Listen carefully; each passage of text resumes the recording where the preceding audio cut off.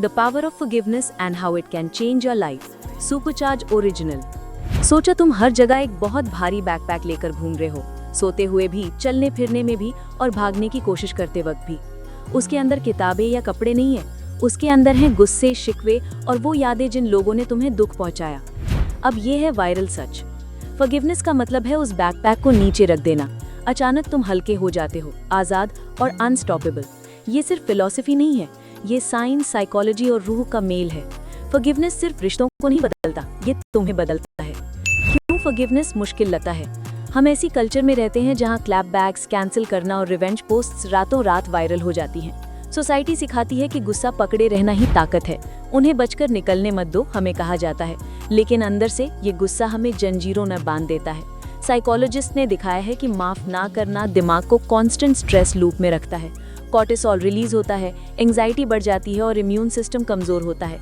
तुम समझते हो कि तुम दूसरे इंसान को सजा दे रहे हो, असल में तुम खुद को जहर दे रहे हो। एक ट्रेंडिंग सवाल, क्या पता वही गिला शिकवा जो तुमने दिल में रखा हुआ है तुम्हें तुम्हारी ड्रीम जॉब, तुम्हारी बेस्ट हेल्थ या तुम्हारा खुशगवार रिश्ता हासिल करने से रोक रहा हो? The science of letting go. Stanford और हार्वर्ड की रिसर्च बताती है कि फॉरगिवनेस ब्लड प्रेशर कम करता है, डिप्रेशन रिड्यूस करता है और जिंदगी लंबी करता है। लेकिन सबसे बड़ी तब्दीली नजर नहीं आती, तुम्हारा माइंडसेट। फॉरगिवनेस तुम्हारा दिमाग रिवायर करता है। डिफेंसिव सोचने के बजाय अबंडेंट सोचने के लिए विक्टिम से क्रिएटर बन जाते हो। अब तुम स्टक नहीं हो, जो हो चुका तुम बिल्ड कर रहे हो जो आने वाला है। Real stories that inspire. Oprah Winfrey ने कहा था कि फॉरगिवनेस का मतलब है ये उम्मीद छोड़ देना कि माजी अलग हो सकता था। ये एक लाइन ही मिलियंस रील्स और शॉर्ट्स में वायरल हुई क्योंकि ये सीधा दर्द से बात करती है। नेल्सन मंडेला ने उन्हीं लोगों को माफ किया जिन्होंने उसे 27 साल कैद रखा। जब उनसे पूछा गया क्यों, तो कहा, अगर मैं अपना गुस्सा पीछे ना छोड़ता तो मैं अभी भी जेल में होता। ये कहानियां साबित करती हैं कि माफ करना कमजोरी नहीं है, ये अल्टीमेट फ्लेक्स है।